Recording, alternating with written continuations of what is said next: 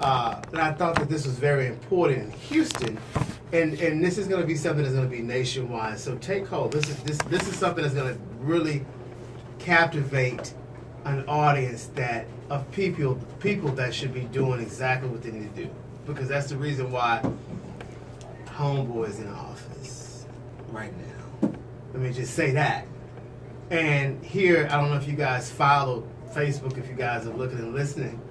The Women's March was actually January 21st, and that march was a protest to advocate legislature policies regarding human rights, other issues, and even including women's rights, immigration reform, and healthcare, which is some very important things that we're dealing with right now. That's a whole nother show topic. Yeah. So no, but I mean, you need those 2 hours. Yeah. I just wanted to tap in a little bit to let the community know what. We're baking up. Rush to Vote is going to be a magazine newsletter, and we're going to basically pub that, and that is going to be a worldwide outlet for you to be able to. And what we got 3 years left? Oh, we got 3 years. I mean, left. not on the local level, but government level. I mean, it starts on the local level. Exactly. But what I mean is, yes. And that's gonna be good. All of the candidates that are watching in Houston right now, you want to get with me. You want to get with me because listen, who you need to vote for you are the millennials, because they are the ones that are making a difference. I'm gonna go ahead and run for reaching out to them. If you're not reaching out to the millennials, I don't know what you're doing. I don't know what your campaign goal is, but that's what you're doing. They are the future, unfortunately.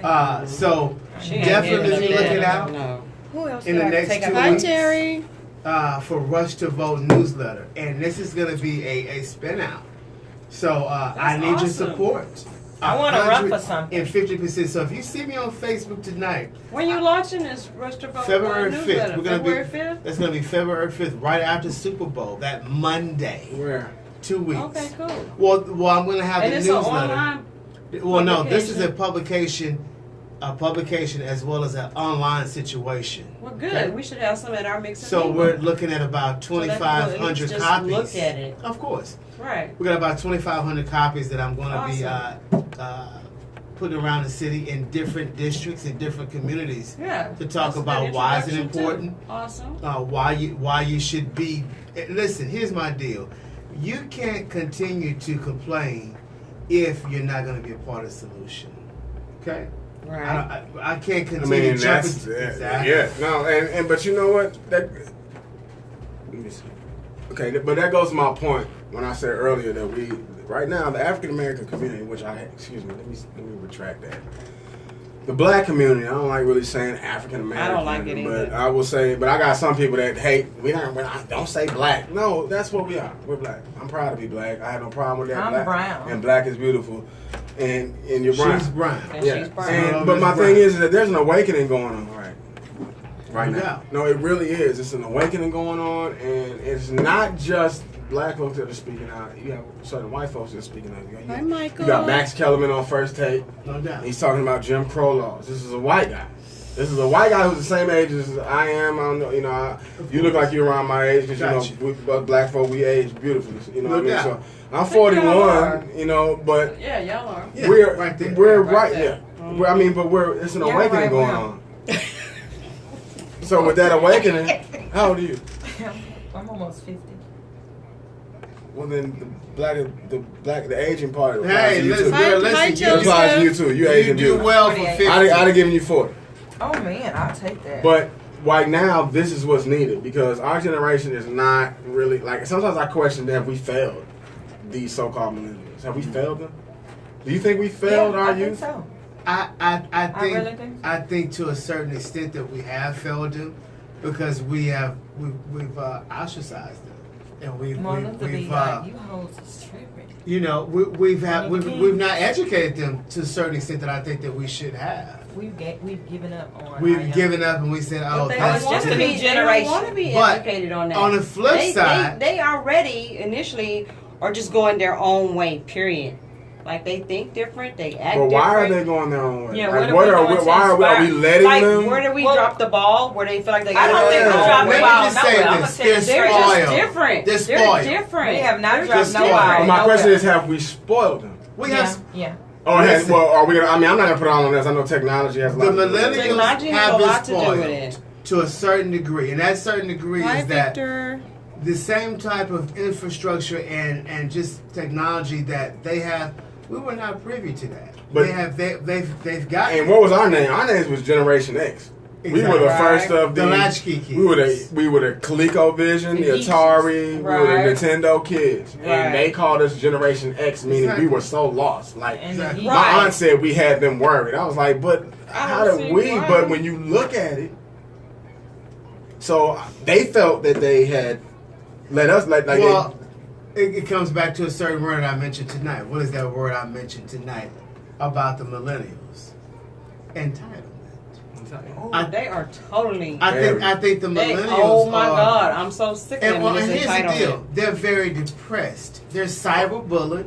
Anything They that you are. anything that you say They- on yeah, Facebook, They Talk about emotionally like Disconnected. they're not as strong as we were. No. Like you say, one little tough thing. skin They don't have tough holds, skin. holds no They, virtue they to don't. them. And It's they just like, like, oh, you talked about me. I want to die. I want to kill myself. I'm gonna file shoot a myself. complaint. Right. and it's like, wait a minute. They don't have that tough skin. But I mean, no, they don't.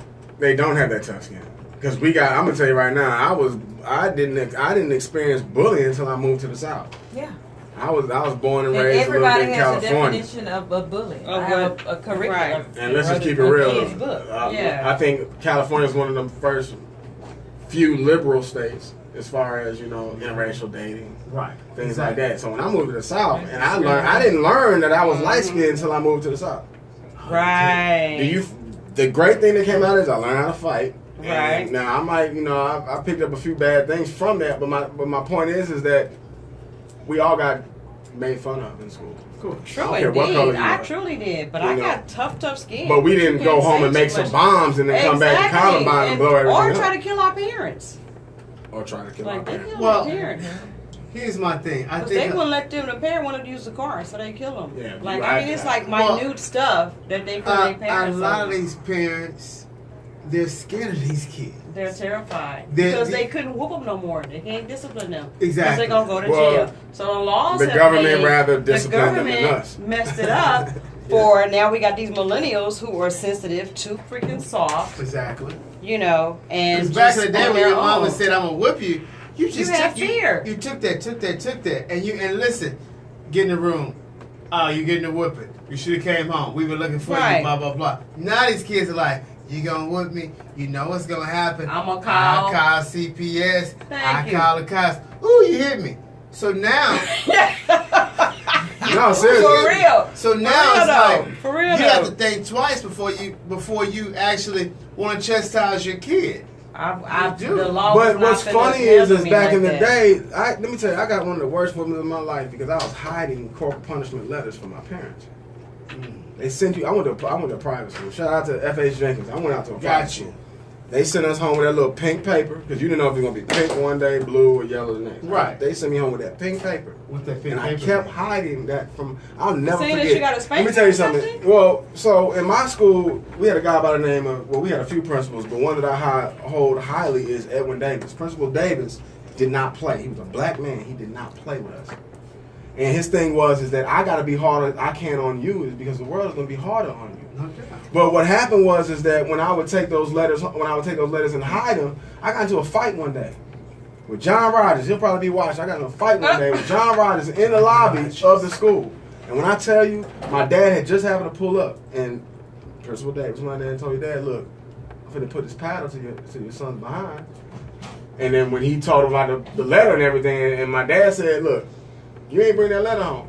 Because my dad made it a point to let it be known in front of authority. They have the authority Right. to whoop your ass. Right. Of course. And we don't have that anymore.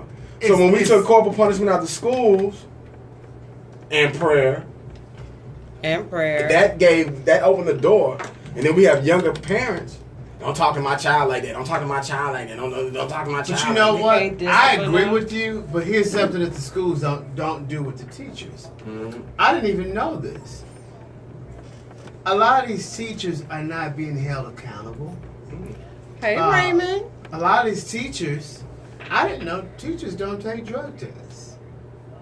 That's a whole nother Nice. topic. That's another one. Nice. But my Whole thing topic. is, with a lot of these teachers is some of them are just completely just left. They don't. They're there for a check. They don't care no more. They're there for a check. They're just You there know, for a check. I mean, why should I waste my time disciplining your child when you don't discipline your child? exactly. And you- And I got to give a Here. shout out to Give them a shout out. Mokisha Bimber. She's a teacher. She wrote a book called Any Given Monday. Okay. She's a teacher. Okay. She went through these exact arguments with parents. So she had to start letting these parents know, I'm a big believer in discipline. Now, that doesn't mean me whooping your child, but if I send your child home with extra homework, Yeah. it is. But I'm see, good, I'm good. you're going to get frustrated because you can't help your child with homework Just because doing a your little ass radio. failed. Which goes back to these youngsters. Right. I had my kids young, very young.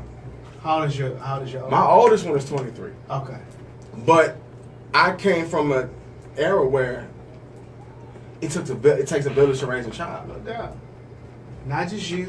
Hey, You know, people that are responsible and accountable and can make decisions for your kids. Nowadays, it ain't a whole lot of people that are accountable and responsible. So you just gotta do what you gotta do. And the parents are not digging in and helping their kids at that school table. Because I remember, you know, You ain't doing no homework. no, we ain't doing no homework. We ain't Because doing listen, none we of that. didn't Because they don't forget. know how. Because Well, look, that's true too. We And didn't then they got that forget. new and man. Listen, Yeah, that new they math got that dimension. new man.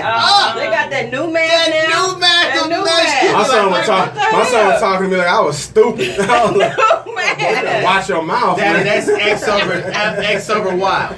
Yeah, that's that new Is man. it T over Y or X over I'm Y? like, we never did that. I'm like, we just gonna get you a tutor. I just got a tutor. But you I'm know what? sorry. And that's the thing. But we that's take the part easy too with way the out. privilege thing and the Exactly. spoiled, I guess, or whatever. Right. But But No, that's what I man. like about what you're. I'm gonna tell you something. Is that right now, especially like in the hip hop community, I get off the plane. The first thing I hear a song called "Fuck Donald Trump," and I Raymond was shocked. said- Raymond said you I ain't you never just heard speaking the truth. That Cook Yeah. an OG. No doubt. Cook is my OG. Right. I got off the plane and I heard a song "Fuck Donald Trump," and I was in California, and I was Gotcha. thinking to myself, I was like, wow, like. How far have we gone to where these young kids have a song and they understand what's going on? Oh, yeah, They no doubt. totally So do. with that being said, what you're doing, that's a good look. Yeah, Because the that's rest of that's our newsletter, that's something they're that's not gonna be teaching awesome. in the schools. I can guarantee they're That's not teaching it in the awesome. schools. Well, got here's the teaching deal. bullying. We have to No. take the streets back.